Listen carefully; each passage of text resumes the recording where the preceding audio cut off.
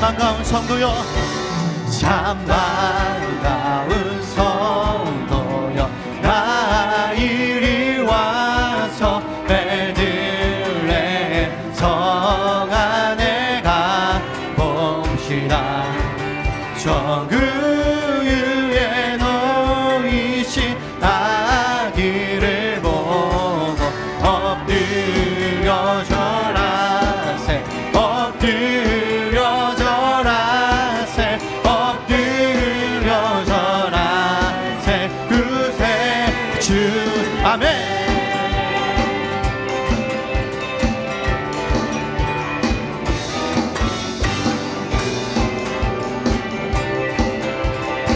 우리 2절 고백할까요? 저 천사여, 저 천사여 산소 높이 불러서 이가 나란 천지에 울리너라. 저 하나님 앞에 영광을 돌려 엎드려 절하세, 엎드려 절하세, 엎드려 절하세. 그새 우리 3절입니다. 이 세상에 주께서 탄생할 때에 참 신과 참 사람이 되시려고 영영 몸에서 나시었으니 엎드려 절하세, 엎드려 절하세, 엎드려 절하세. 우리 목소리로 여호와의 말씀 육신을 입어 날 구원할 구주가 되셨도다. 늘 감사한 찬송을 그 앞에 드려 엎드려 절하세, 엎드려 절하세, 엎드려 절하세. 그새 주 엎드려 절하세, 엎드려 절하세, 엎드려 절하세, 엎드려 절하세. 엎드려 절하세, 엎드려 절하세, 엎드려 절하세, 엎드려 절하세. 그새 주 엎드려 절하세, 엎드려 절하세, 엎드려 절하세, 엎드려 절하세. 그새 주 났네. 엎드려 절하서 주님을 높입니다. 아멘.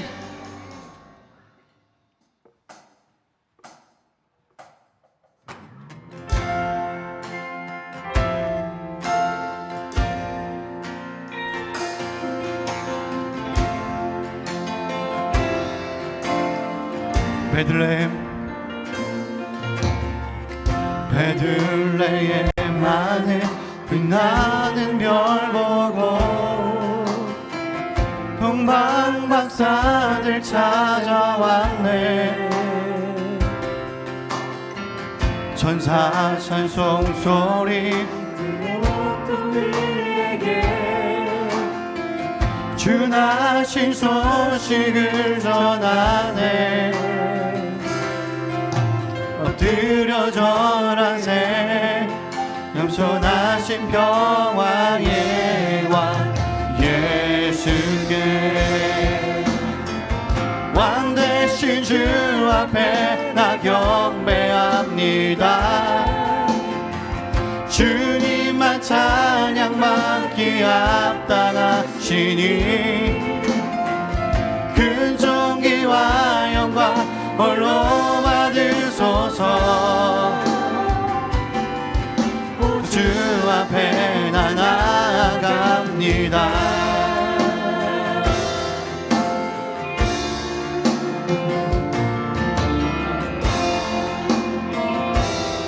햇살보다 밝게, 햇살보다 밝게 빛나는 주의 영광. 모든 어둠 물리치네. 누구도 주 앞에 다가설 수 없네. 주의 걸음 보좌 앞에 오직 주의 보혈, 주의 긍휼을 의지하여 나가리. 왕 대신 주 앞에 나 경배합니다. 주님만 찬양받기 합당하시니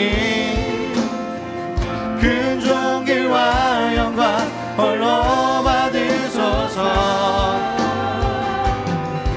오 주 앞에 나 나아갑니다.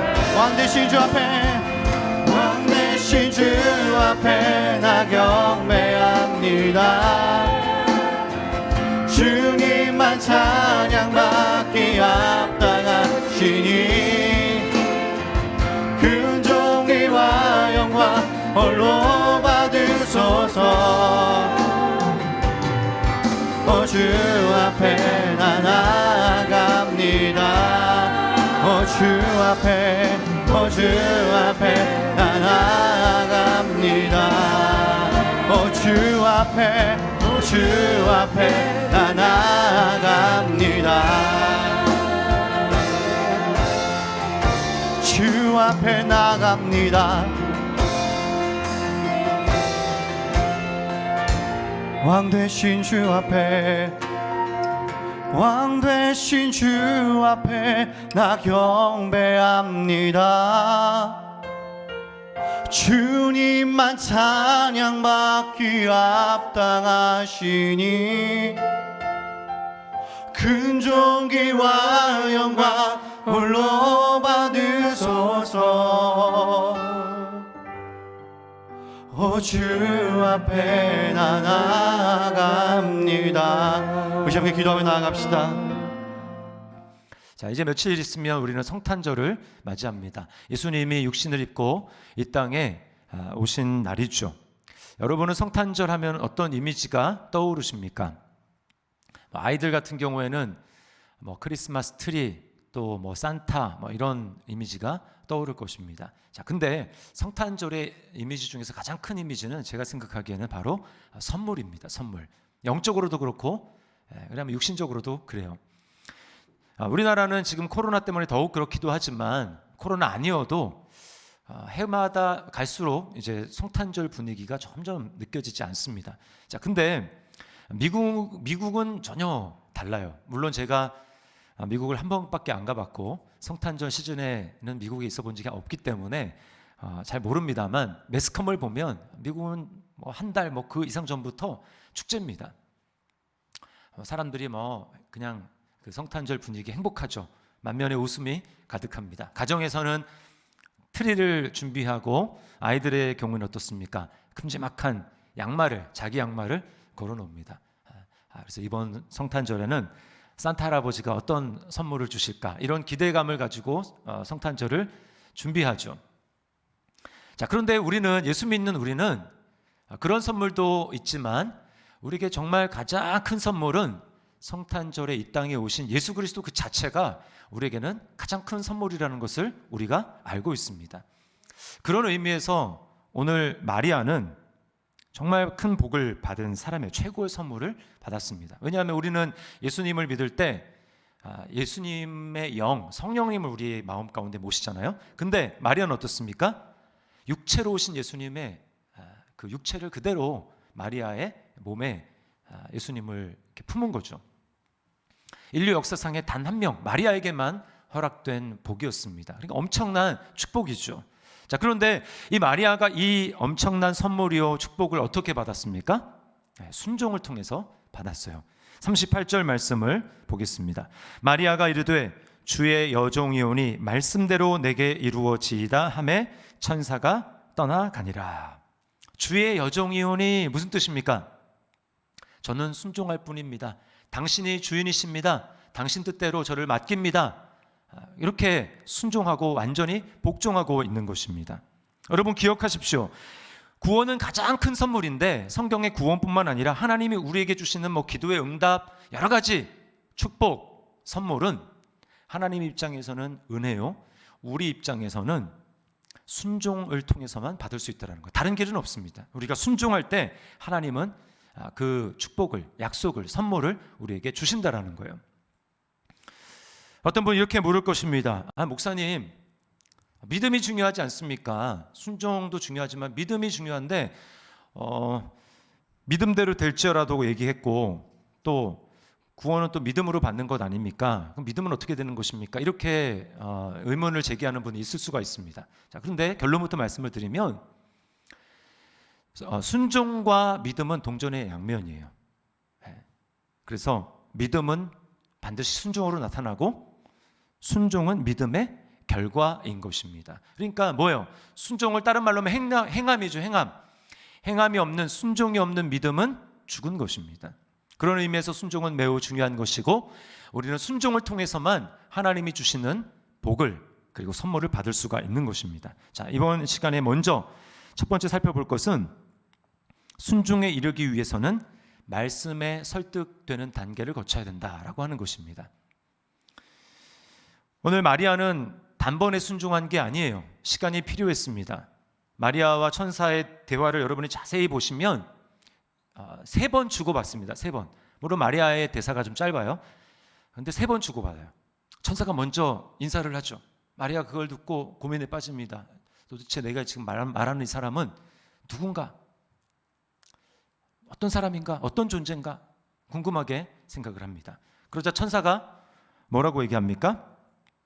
하나님의 아들을 잉태할 것이라고 마리아에게 이야기합니다.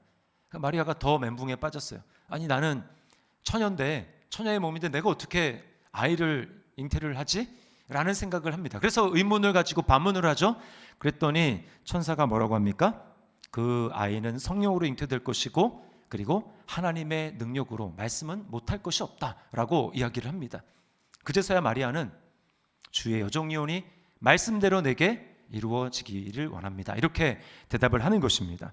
짧은 시간이지만 마리아는 말씀, 천사의 말씀, 하나님이 전한 말씀이죠. 거기에 지금 설득이 되고 있습니다.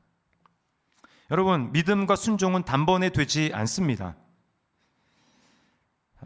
이 믿음과 순종은 말씀에 설득되는 과정을 거쳐서 순종에 이르게 되는 것입니다. 그래서 어떤 분은 빨리 좀 설득이 되는 분이 있고, 어떤 분은 설득되는데 좀 시간이 걸리는 분도 있어요. 그러나 중요한 것은 우리의 믿음과 우리의 순종은 반드시 이 단계를 거친다라는 사실입니다.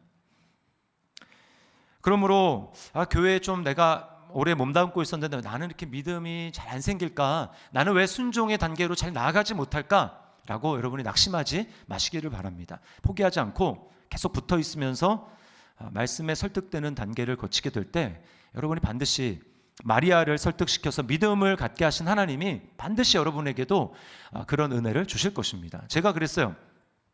저는 이제 모태신앙이잖아요. 그래서 저는 제가 스스로 평가하기에 좀 종교심이 많았던 것 같습니다. 어렸을 때 좀 이게 소위 신령하다고 하죠. 제가 좀 신령했어요. 또 교회를 너무 좋아했습니다. 그래서 적극적으로 교회하는 행사에 참석하고 열심히 했어요. 선생님이 암송구절 외우라고 하면 아주 열심히 외워갔습니다.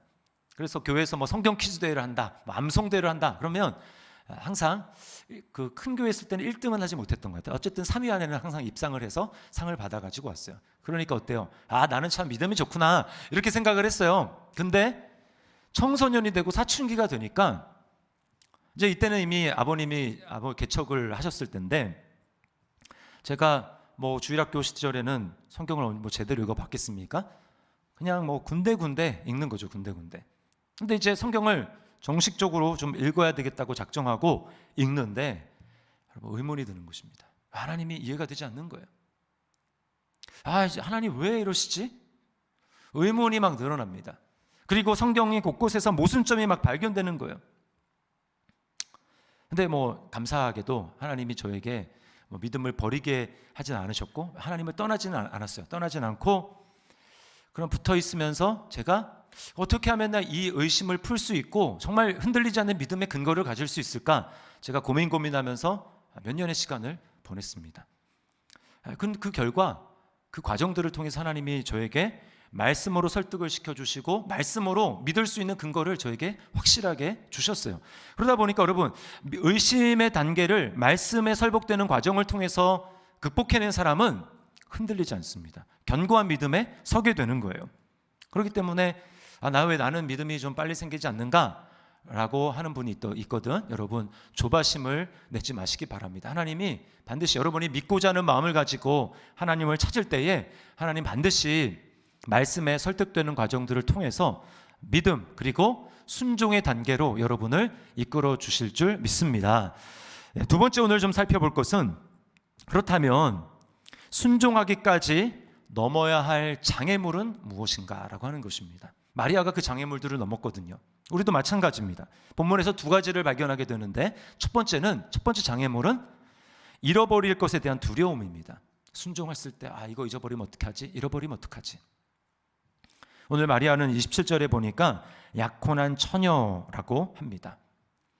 이 당시에 유대인의 약혼은 오늘날 우리랑 다릅니다. 오늘날 우리는 결혼을 약속해도 이렇게 파기하잖아요. 아무도 거기에 대해서 뭐라고 하지 않습니다. 그런데 이 유대인들은 어땠냐? 약혼을 하면 동거는 하지 않더라도 정식 부부가 된 거예요. 그러니까 이미 남자는 유부남, 여자는 유부녀입니다. 법적으로 완벽한 부부예요. 자, 근데 유부녀인데 아직 동거도 하지 않았는데 이번에 임신을 했다. 이거는 큰 문제죠. 마리아야 자신은 천사를 통해서 천사를 만났고 내 아이는 성령으로 잉태된 아이라고 믿고 사람들에게 얘기한다고 하지만 여러분 그 사람들이 순순히 믿어줄까요? 아닙니다. 평생 마리아는 어쩌면 수군거림과 사람들의 의심에 찬 눈초리를 견뎌야 할지도 모릅니다. 또 남편은 어떻습니까? 남편 요셉도 자기가 이렇게 얘기를 할 때 순순히 받아줄지 몰라요. 그래서 마태복음에 보면 마리아에게 이 일이 있은 다음에 좀 지나서 마리아가 성령으로 임태된 것이 이제 드러납니다. 배가 나오기 시작했겠죠. 요셉에게 이제 알렸겠죠. 요셉이 그걸 알고 끊으려고 해요. 관계를 가만히 끊으려고 했다 이렇게 얘기를 합니다. 그러자 어떻게 합니까? 천사가 또 요셉에게 나타나서 꿈에 나타나서 설득을 합니다. 마리아에게 잉태된 것은 사람이 아니고 성령으로 된 것이다. 수긍을 하고 그래서 마리아 데려오기를 두려워하지 말라 해서 마리아를 데리고 오지 않습니까? 근데 지금 오늘 본문은 그 일이 훨씬 전이에요. 남편이 어떻게 반응할지 전혀 예상할 수 없는 상태에 있는 것입니다. 최악으로는 어떻습니까? 부정한 여인이라고 이혼을 당하고 유대 사회에서 이혼한 여자로 살아간다는 것은 여러분 상상을 초월하는 것입니다. 그리고 더 심하면 동네 사람들 빤하거든요. 한 2-3천 명밖에 안 됩니다. 나사렛이라는 이 동네가. 그러니까 사람들에게 간음한 여인이라고 이렇게 찍혀서 죽을 수도 있는 이런 위험한 상황인 거예요. 게다가 마리아는 나이가 많지 않습니다. 우리는 딱 생각하면 결혼했으면 한 20대 되겠네 라고 생각할지 모르지만 이 당시에 유대인의 약혼은 한 우리나라로 하면 만 12세에서 한 15세 그 사이예요. 그러니까 오늘날로 하면 중학생이에요. 뭘 알겠습니까? 그 학생이 지금 천사로부터 그 얘기를 듣는 거예요. 어마어마한 일이 자기에게 일어날 것이라고 듣는데 여러분 얼마나 무서웠겠습니까? 그런데 어떻게 마리아는 내가 이룰 수 있는 것을 극복하고 순종할 수 있었을까요? 결론부터 말씀을 드리면 마리아는 나에게 일어날 하나님의 영광에 완전히 사로잡혔기 때문에 그렇습니다. 하나님의 영광을 바라봤다라는 거예요. 마리아가 낳을 아들은 보통 아들이 아닙니다. 32절에 보면 지극히 높으신 이 아들이라고 하고 35절에는 하나님의 아들이라고 이야기를 합니다. 사람의 아들이 아니라 하나님의 아들을 지금 잉태하게 될 것이라고 말합니다. 뿐만 아니고요, 이 아이는 천사의 말에 의하면 구약의 모든 하나님의 약속을 한 번에 성취할 결정적인 이 아들이라고 해요. 그리고 왕이 되어서 영원히 다스릴 거라고 이야기를 합니다. 32절 끝과 33절을 보세요. 주 하나님께서 그 조상 다윗의 왕위를 그에게 주시리니 영원히 야곱의 집을 왕으로 다스릴 것이며 그 나라가 무궁하리라. 이 약속은 사실은 하나님이 다윗에게 하셨던 약속입니다. 다윗에게. 여러분 잘 생각을 해보세요. 지금 마리아가 살고 있는 유대 땅에 왕이 있습니까? 없습니까? 왕이 있긴 있어요. 헤롯 왕. 근데 헤롯 왕은 다윗의 후손이 아닙니다. 이방인이에요, 이방인. 로마에 의해서 그냥 정치적으로 세워진 왕이지 하나님의 약속을 따라서 세워진 왕이 아닙니다. 그러니까 아직 약속이 이루어지지 않은 거예요. 그리고 잘 보세요. 우리가 역대하를 살펴봤지만 역대하 이스라엘 유다가 망하지 않습니까? 초대왕 사울부터 해가지고 맨 마지막 왕인 유다의 시드기야, 바벨론에 의해서 유다가 멸망해서 다 포로로 잡혀가죠. 그 이후로 왕이 세워진 적이 없어요. 계속 세월은 바뀌면서 이스라엘을 다스리는 제국은 바뀌었지만 바벨론에서 페르시아로, 페르시아에서 헬라로, 헬라에서 로마로, 지금 로마 아닙니까? 바뀌었지만 이스라엘의 하나님의 다윗의 후손을 따라서 주신다라는 그 약속을 따라서 왕이 나오지 않았어요. 지금까지도 마찬가지입니다. 그렇게 해서 500년 이상이 지금 흐른 거예요. 그런데 지금 뭐라고 얘기합니까? 하나님이 왕을 주신다라는 거예요. 약속에 따라서 다윗의 후손으로 왕을 세워주시고 그 왕이 나라를 세울 거라고 합니다. 속국이 아니라 이제 자기 나라가 세워지는 것이고 그것도 잠깐이 아니라 영원히 다스린대요. 이게 지금 누구를 통해서 이루어진다고요? 마리아를 통해서. 마리아가 이 영광에 완전히 사로잡힌 것입니다. 야, 정말 이런 일이 나에게 일어난다니 정말 놀라운 일이다. 그걸 생각하니까 자기가 겪어야 될 일, 자기가 순종함으로 잃어버릴 수 있는 일에 대해서 잊어버린 거예요. 그 영광이 너무나 크니까. 그래서 순종할 수 있었던 것입니다. 여러분, 왜 우리는 이 세상에서 무엇인가를 잃어버릴 것에 대해서 그렇게 두려워할까요? 왜 이 세상의 것들을 그렇게 집착할까요? 이유는 단 한 가지입니다. 하나님 나라, 하나님과 하나님 나라의 그 영광은 이 세상의 것에 비해서 좀 덜 실제적이라고 생각이 되기 때문에, 이 세상에 있는 것들이 더 실제적이고 더 분명하고 더 확실하다고 생각되기 때문에 그런 것입니다. 그래서 입으로는 하나님이 내 삶의 공급자시고 내 삶의 모든 필요는 하나님이 채우십니다 고백을 하지만 실제로는 통장의 잔액을 더 의식하는 거죠. 통장의 잔액이 하나님보다 더 의지가 되는 것입니다. 성경에서는 끊임없이 우리의 겉사람은 썩어지지만 우리의 속은 날로 새로워지고 있다라고 말을 해도 하나님의 나라가 실제처럼 느껴지지 않으니까 우리는 늙어지고 힘이 빠지고 점점 죽어가고 썩어져 가는 것에 대해서 매우 받아들이기 힘들어 하는 것입니다. 그러나 우리가 하나님 나라의 영광과 소망을 발견하게 되면 이 세상에서 잃어버릴 것에 대한 두려움을 극복하고 순종할 수가 있는 거예요.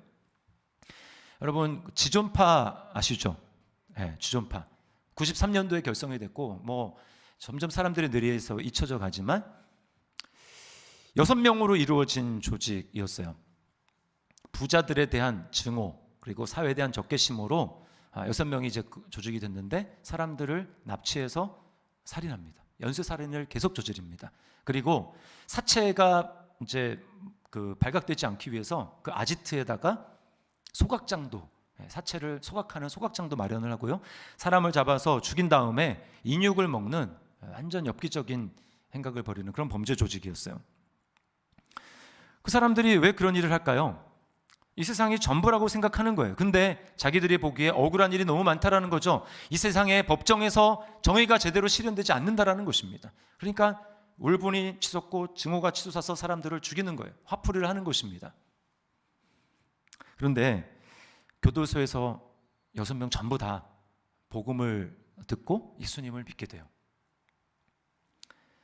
그리고 이제 밖에서 끊임없이 전도하는 자신을 전도한 분이 지금은 이제 고인이 되셨는데 예전에 사랑의 교회를 다니시던 이재명 집사님, 그분이 이제 전도를 했거든요.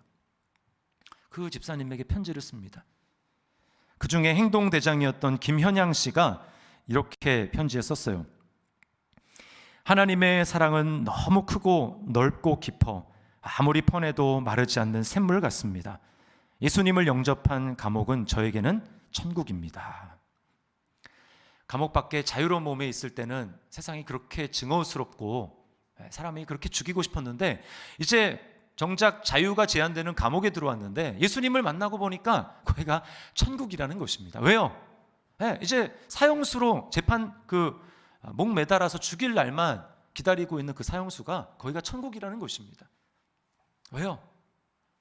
천국의 영광을 받기 때문에, 하나님의 영광을 체험했기 때문에 이 세상보다는 하나님의 나라가 더 손으로 만지면 만져질 것 같은 실제로 그 영광이 느껴지기 때문에 그렇게 고백하고 있는 것입니다. 로마서 8장 18절 말씀 우리 함께 읽겠습니다. 시작. 생각하건대 현재의 고난은 장차 우리에게 나타날 영광과 비교할 수 없도다. 아멘. 여러분이 하나님의 영광, 하나님 나라의 영광을 믿음으로 바라보고 있습니까? 우리가 이 영광에 사로잡히게 될 때, 이 영광을 계속해서 바라보게 될 때 우리는 내가 순종하느라고 이런 것을 잃어버리면 어떡하지? 라고 하는 두려움에서 자유하고 하나님 앞에 순종하게 되는 것입니다. 두 번째, 순종에 대한 장애물은 인간적인 생각입니다. 34절 말씀을 보세요. 마리아가 천사에게 말하되 나는 남자를 알지 못하니 어찌 이 일이 있으리이까? 지금 천사가 전해준 약속의 최대 걸림돌은 무엇입니까? 마리아가 생각해, 아니 나는 아이를 지금 낳을 수 없는 처녀의 몸인데 어떻게 이 일이 가능한가? 마리아 생각에는 말도 안 되는 일이죠. 여러분, 이처럼 인간이 가진 나의 생각과 하나님의 생각은 항상 충돌하게 되어 있습니다. 왜 그럴까요? 우리는 항상 뭐로 판단합니까? 보여지고 만져지고 하는 이 현상을 가지고 우리는 보고 판단하는데 길들여져 왔기 때문에 그게 전부예요. 내가 경험하고 내가 알고 있는 지식, 그것으로 다른 사람도 판단하고 세상을 해석합니다. 그러나 여러분, 하나님은 그걸 초월해 있어요.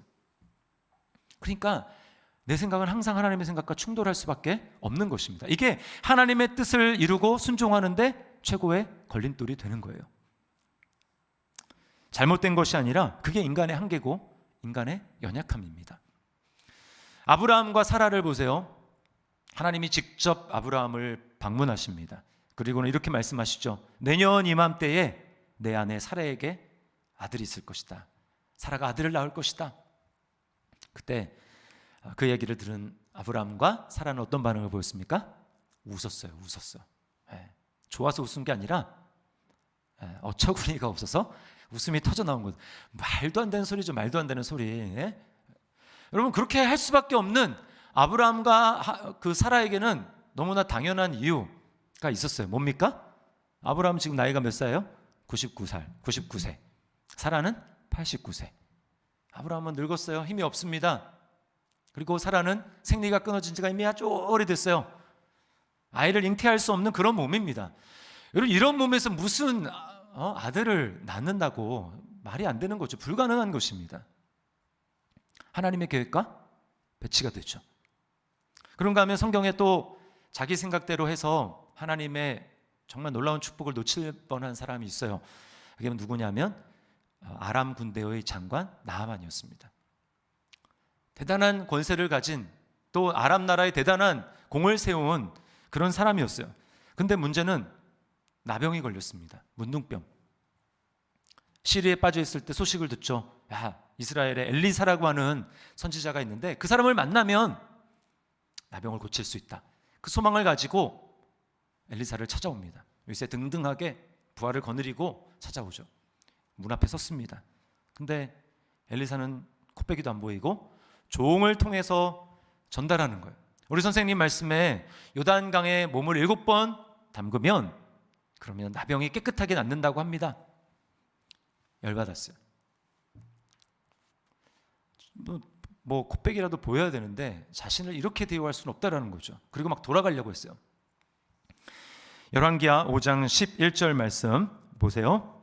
나아만이 노하여 물러가며 이르되 내 생각에는 그가 내게로 와서 나와 서서 그의 하나님 여호와의 이름을 부르고 그의 손을 그 부위 위에 흔들어 나병을 고칠까 하였도다.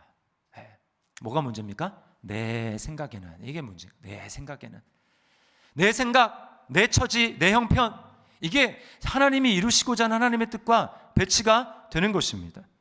여러분, 우리는 내 생각에만 사로잡혀 있으면 절대로 하나님이 우리에게 주시고자 하는 선물, 우리에게 주시고자 하는 축복을 경험할 수가 없어요. 어떻게 내 생각을 뛰어넘어 순종할 수 있을까요? 주어를 바꿔야 됩니다. 주어를 바꾸어야 돼요. 35절에 천사가 하는 말을 들어보십시오. 마리아에게 이렇게 얘기합니다.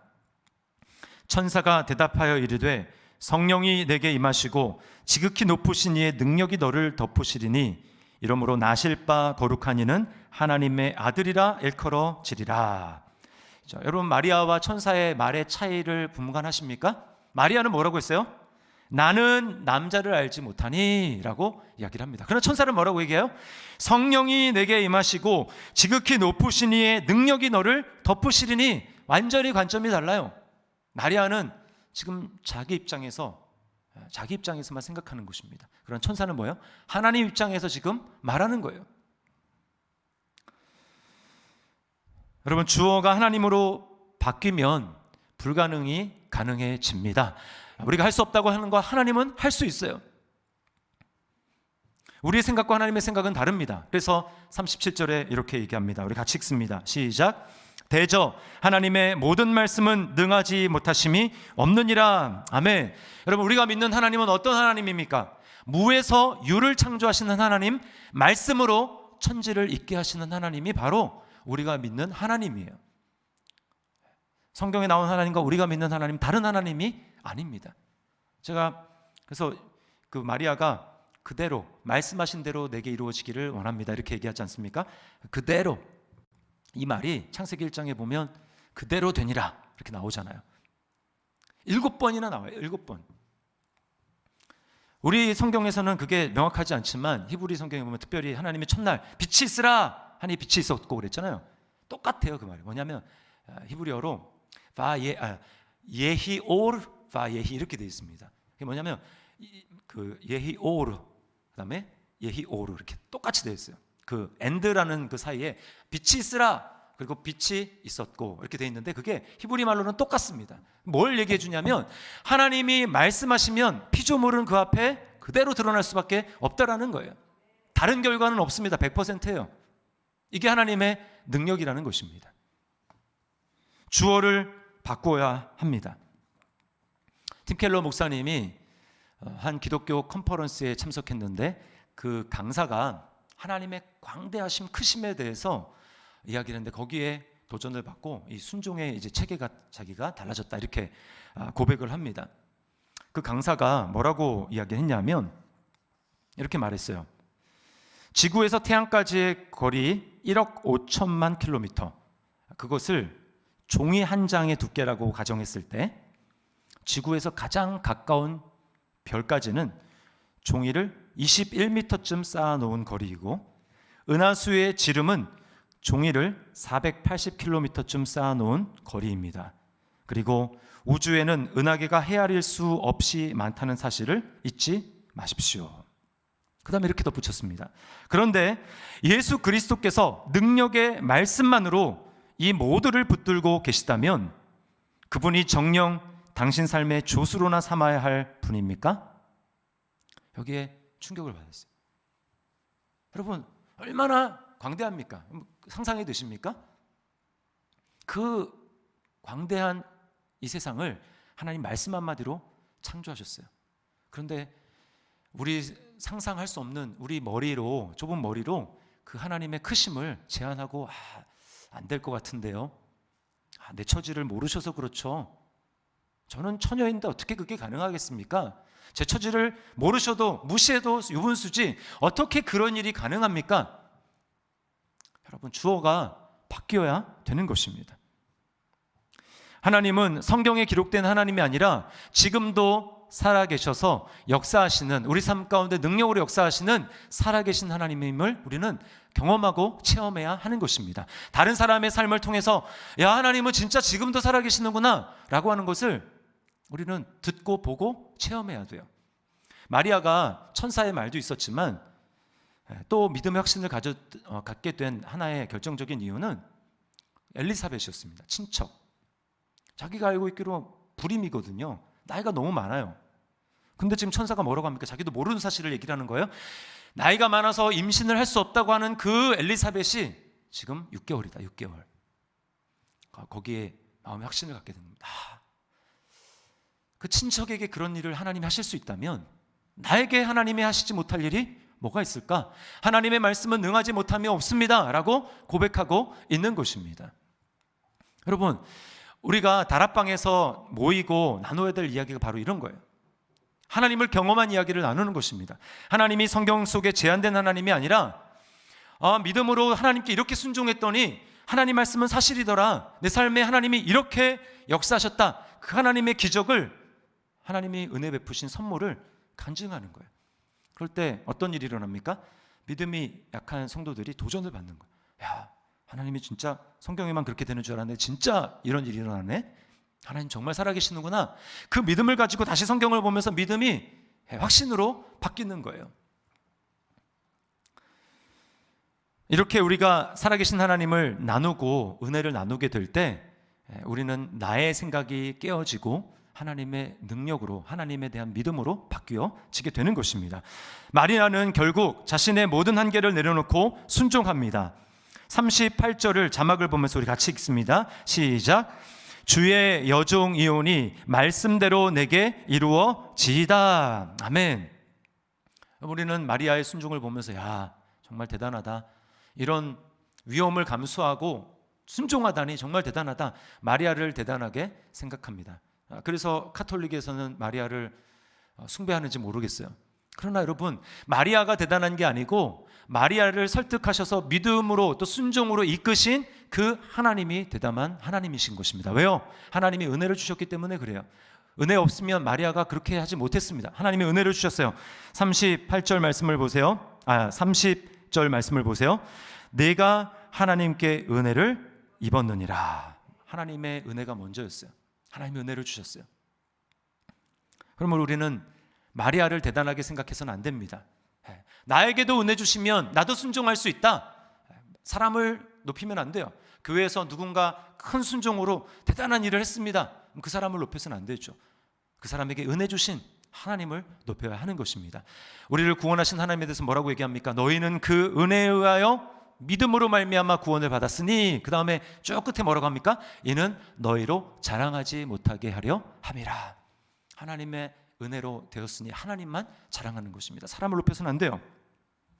마지막 세 번째는 우리에게는 가장 좋은 순종의 원천이 있다라는 사실입니다. 마리아보다 더 좋은 순종의 원천이 있어요. 왜냐하면 우리는 이미 성경을 가지고 있습니다. 읽어서 이미 그리스도께서 또 하나님께서 우리를 위해서 무슨 일을 하셨는지를 다 알고 있어요. 자, 마리아는 주의 여종이오니 말씀대로 내게 이루어지이다 이렇게 고백을 했잖아요. 그 마리아의 순종과 그 고백을 통해서 우리를 구원하시기 위한 예수가 이 땅에 오실 수 있었잖아요. 이것은 시작에 불과했어요. 이 완성이 어떻게 이루어집니까? 우리를 향한 하나님의 구원의 선물 어떻게 완성이 됩니까? 예수 그리스도의 고백을 통해서 완성이 됩니다. 자, 겟세마네 동산으로 가보십시오. 마리아가 낳은, 순종으로 낳은 이 예수 그리스도, 겟세마네에서 땀을 핏방울이 되도록 쏟으시면서 하나님 앞에 이렇게 기도하십니다. 아버지여, 나의 원대로 마시고 아버지의 원대로 되기를 원합니다. 그리고는 아버지의 뜻대로 십자가에 오르셔서 죽으십니다. 여러분, 예수님과 마리아를 한번 잘 비교를 해보세요. 마리아의 순종이 대단하긴 하지만 이 뒤에 마리아가 이제 엘리사벳을 만나서 하나님을 찬양하는 내용을 보면 마리아는 굉장히 비천한 사람이었습니다. 아무도 알아주지 않는 그 비천한 마리아가 순종을 통해서 하나님의 아들을 이렇게 낳았어요.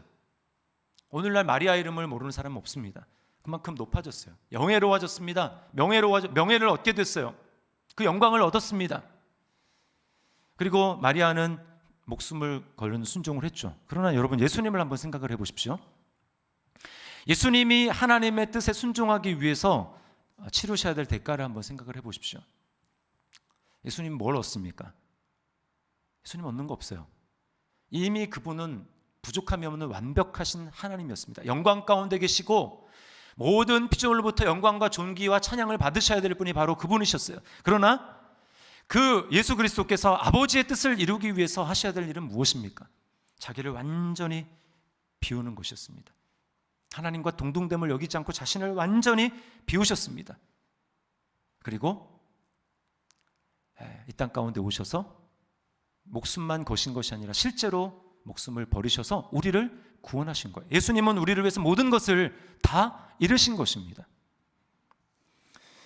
왜 예수 그리스도의 순종이 우리에게 순종할 수 있는 자산이 되는 것입니까? 왜요? 이제 믿음으로 예수님과 우리가 연합되었잖아요. 이게 그리스도인의 신비 아닙니까? 예수님을 믿을 때 우리가 예수님과 연합이 되는 거예요. 그래서 예수님이 십자가에 죽으실 때 우리의 옛 자아를 가지고 가셔서 십자가에 함께 못 박으신 것입니다. 하나님을 거역하고 순종하기를 싫어하는 불순종으로 가득 찬 나를 예수님이 십자가에 못 박아 우리를 자아를 처리하셨어요. 그리고 주님이 부활하실 때 우리를 새로운 존재로 이제 예수 그리스도와 함께 하나님의 사랑받고 하나님께 순종하는 순종의 자녀로 우리를 새롭게 부활시켰습니다. 여러분 믿으십니까? 이게 우리에게 일어난 일이에요. 그리고 우리 안에는 순종의 영이신 성령님을 보내주셔서 우리로 하여금 끊임없이 순종할 수 있도록 우리 안에 충동하시고 우리에게 능력을 주셔서 하나님의 뜻을 이룰 수 있도록 지금도 끊임없이 그 일을 하고 계시는 것입니다. 그러므로 여러분, 마리아는 아직 알지도 못한 때에 이렇게 순종했습니다. 그러나 저와 여러분은 보세요. 이 모든 일들을 그리스도께서 우리를 위해 사신 것을 이미 알고 있고 또 성령을 우리 안에 모시고 있습니다. 그러므로 우리는 적어도 마리아보다는 더 잘 순종할 수 있습니다. 아멘이 없네요. 주님을 의지할 때 우리는 마리아보다 더 잘 순종할 수 있는 거예요.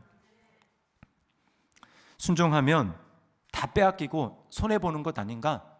나 빌터털이 되는 것 아닌가? 라고 생각하지만 여러분 그것은 마귀가 주는 육신의 생각입니다. 주님은 이렇게 말씀하세요. 마태복음 16장 25절 말씀 우리 같이 한번 읽습니다. 시작.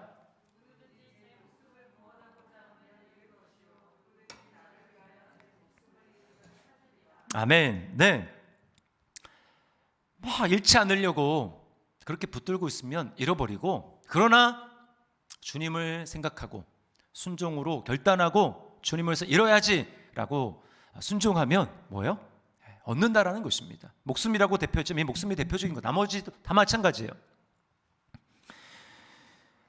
순교자 짐 엘리엇의 부인의 엘리자베스 이제 엘리엇인데 이분이 이제 책을 하나 썼는데 거기에 한 우화가 나옵니다. 한 나라에 왕이 있어요. 왕이 이제 등극한 다음에 백성들을 삶을 좀 살펴보기 위해서 마을을 방문을 했습니다.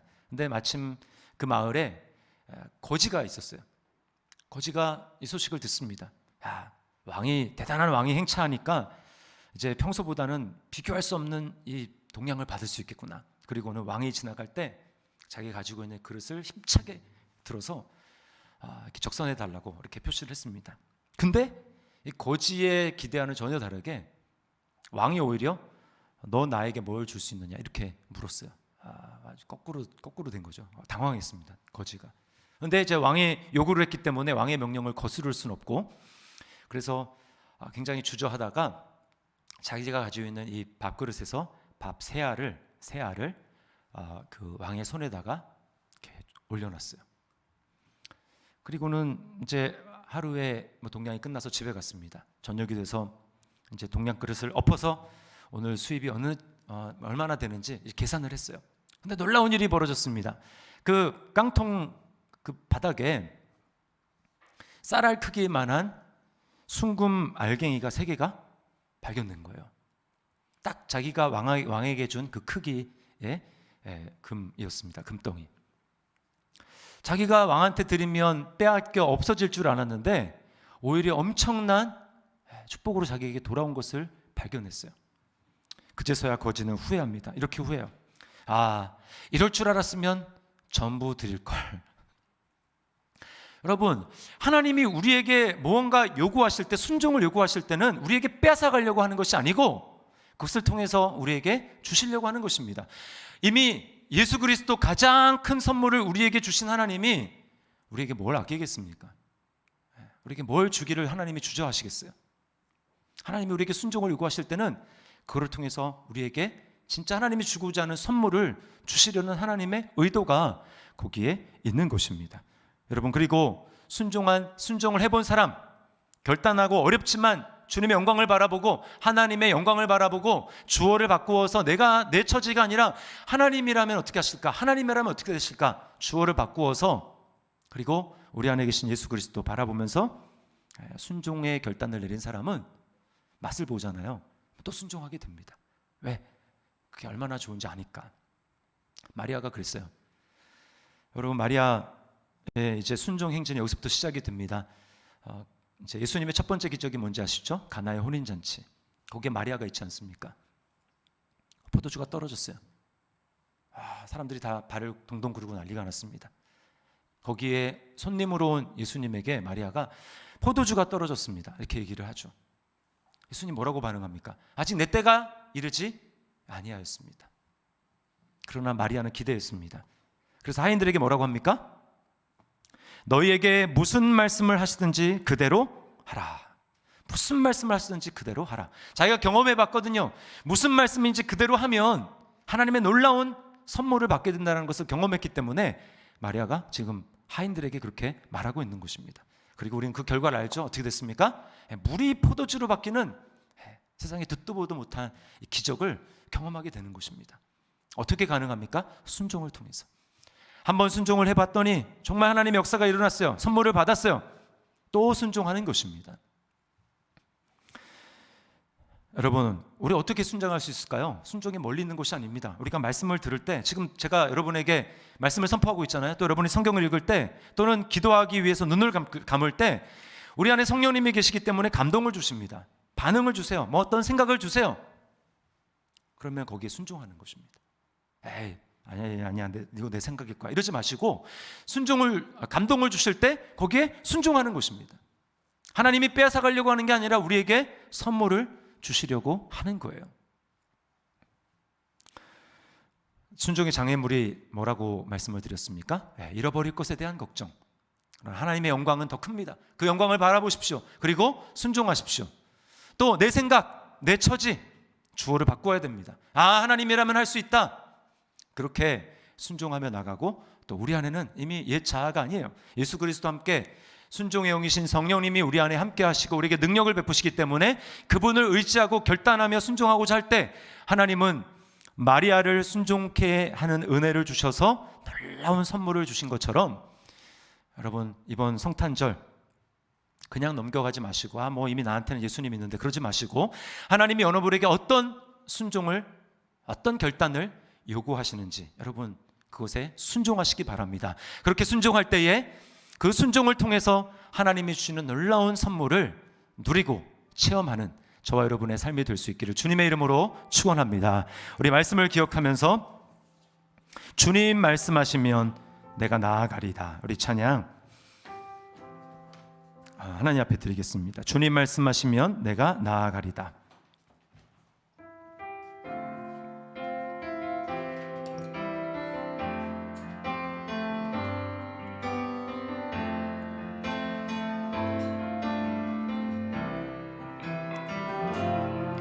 주님 말씀하시면 내가 나가리라. 주님 뜻이 아니면 내가 멈춰서리라. 나의 가고 서는 것 주님 뜻에 있으니 오 주님 나를 이끈. 다시 한번 고백합니다. 주님 말씀하시면, 주님 말씀하시면 내가 나가리라. 주님 뜻이 아니면 내가 멈춰서리라. 나의 가고 서는 것 주님 뜻에 있으니 오 주 나를 이끄소서. 나를 이끄소서. 뜻하신 그곳에 뜻하신 그곳에 나 있기 원합니다. 이끄시는 대로 순종하며 살리니 연약한 내 영혼 통하여 일하소서. 주님 나라와 그 뜻을 위 뜻하신 그곳에 나 있기 원합니다. 뜻하신 그곳에 나 있기 원합니다. 이끄시 순종하며 살기 원합니다. 순종하며 살리니 연약한 내 영혼 통하여 일하소서. 주님 나라와 그 뜻을 위하여. 오 주님 나를 우리 처음부터 다시 한번 고백합니다. 주님 말씀하시면 주님 말씀하시면 내가 나가리라. 주님 뜻이 아니면 내가 멈춰서리라. 나의 가고 서는 것 주님 뜻에 있으니 오 주님 나를 뜻하신 그곳에 있기 원합니다. 뜻하신 그곳에 나 있기 원합니다. 이끄시는 대로 순종하며 연약한 내 영혼 통해 연약한 내 영혼 통하여 일하소서. 주님 나라와 그 뜻을 뜻하신 그곳에 우리 결단하며 믿음으로 고백합시다. 뜻하신 그곳에 나 있기 원합니다.